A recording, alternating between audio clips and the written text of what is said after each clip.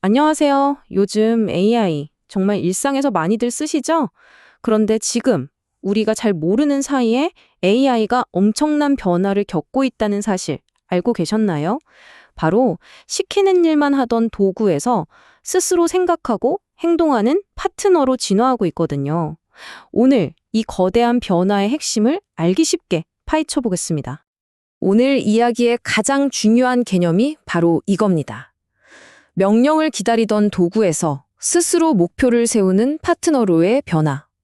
이건 그냥 기술이 좀 더 좋아졌다 이런 차원의 얘기가 아니에요. 우리가 AI를 대하는 방식 자체를 완전히 바꿔야 하는 거대한 패러다임의 전환인 거죠. 모든 이야기는 바로 여기서부터 시작됩니다.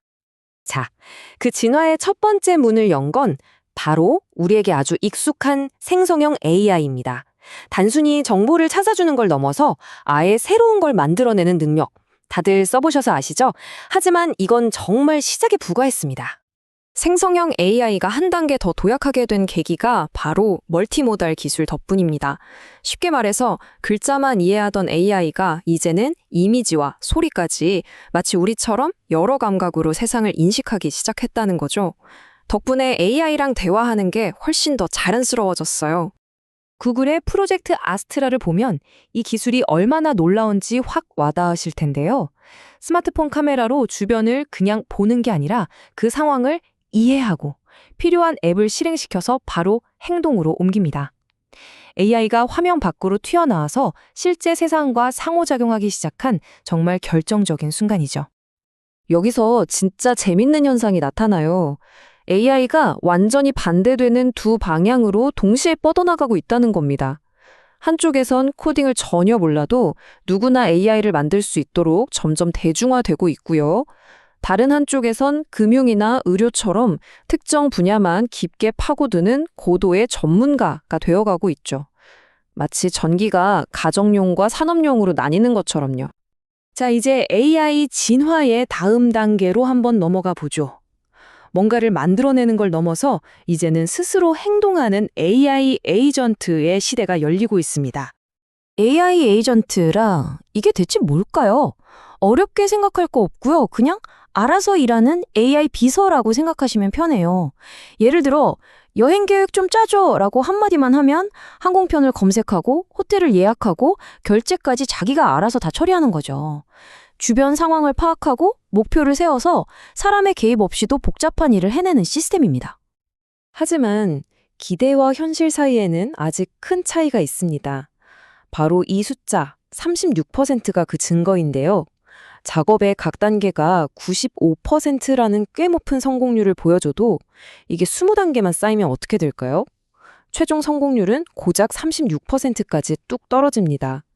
이 누적되는 오류가 바로 현재 AI 에이전트가 마주한 가장 큰 현실의 벽이라고 할 수 있죠. 기대와 현실의 차이가 이것뿐만이 아닙니다. 대화가 길어질수록 비용이 어마어마하게 늘어나는 문제도 있고요. 그래서 개발자들은 완벽한 자율성이라는 좀 뜬구름 잡는 목표 대신 훨씬 더 현실적인 목표에 집중하고 있어요. 가끔 마법을 부리는 AI가 아니라 언제나 믿을 수 있는 신뢰성을 확보하는 것. 이게 현재의 최우선 과제입니다. 자, 지금까지는 좀 현실적인 이야기를 해봤는데요. 이제부터는 스케일을 확 키워서 AI에 대한 가장 근본적이면서도 또 가장 논쟁적인 질문을 한번 던져보려고 합니다. 과연 AI는 인류를 뛰어넘을 수 있을까요? 바로 초지능에 대한 이야기입니다. 철학자 닉 보스트롬은 초지능을 이렇게 정의했습니다. 거의 모든 분야에서 인간의 두뇌를 훨씬 뛰어넘는 지능. 이게 단순히 계산을 잘하는 수준이 아니에요. 스스로를 끝없이 개선하면서 기하급수적으로 똑똑해지는 우리가 상상하기조차 힘든 존재를 말하는 거죠. 이 초지능을 두고 AI계의 두 거장이 정말 정반대의 견해를 보이고 있습니다. AI의 대부라고 불리는 제프리 힌트는 AI가 인류에게 재앙이 될 수 있다고 강력하게 경고하는 반면에 또 다른 거장인 얀 르쿠는 AI는 어디까지나 통제 가능한 도구일 뿐이라며 위험론은 너무 과장됐다고 말하죠. 그럼 위험하다고 보는 쪽의 핵심 근거는 뭘까요? 바로 의도치 않은 결과에 대한 공포입니다. 예를 들어 인간을 웃게 만들어라 하는 아주 선한 목표를 AI에게 줬다고 칩시다. 그럼 AI는 그 목표를 가장 효율적으로 달성하기 위해 사람들 얼굴 근육에 전극을 심어서 강제로 미소 짓게 만들 수도 있다는 겁니다. 우리의 의도와는 전혀 다른 방식으로 목표를 수행하는 것. 이게 바로 AI 통제 문제의 핵심이죠. 자, 이렇게 먼 미래에 대한 논쟁에서 다시 눈을 돌려서요. 지금 당장 우리 코앞에 닥친 현실적인 윤리 문제들을 한번 살펴보겠습니다. 그 중에서도 가장 시급하고 또 아마 여러분들께도 가장 와닿는 위협은 바로 딥페이크일 겁니다. AI를 이용해서 진짜와 구분하기 힘든 가짜 영상이나 이미지를 만들어내는 기술인데 이게 정말 심각한 사회 문제를 일으키고 있죠. 이 문제의 심각성은 숫자를 보면 바로 알 수 있습니다. 우리나라의 딥페이크 시정 요구 건수가 2020년에는 473건이었는데 2023년에는 무려 7,000건을 넘어섰습니다. 불과 3년 만에 그야말로 폭발적으로 증가한 거죠. 딥페이크 말고도 우리가 풀어야 할 숙제들이 정말 많습니다. AI가 왜 그런 결정을 내렸는지 도무지 알 수 없는 블랙박스 문제라던가 데이터에 담긴 우리 사회의 편견을 AI가 그대로 배우는 편향성 문제 같은 것들이죠. 아니, 왜 이런 문제들을 해결하는 게 이렇게 힘들까요? 사회학자들은 이걸 문화지체 현상 때문이라고 설명합니다. 기술은 로켓처럼 날아가는데 우리의 법이나 사회적인 규칙은 그 속도를 따라가지 못하는 거예요. 바로 이 속도의 차이가 수많은 혼란을 만들어내고 있습니다.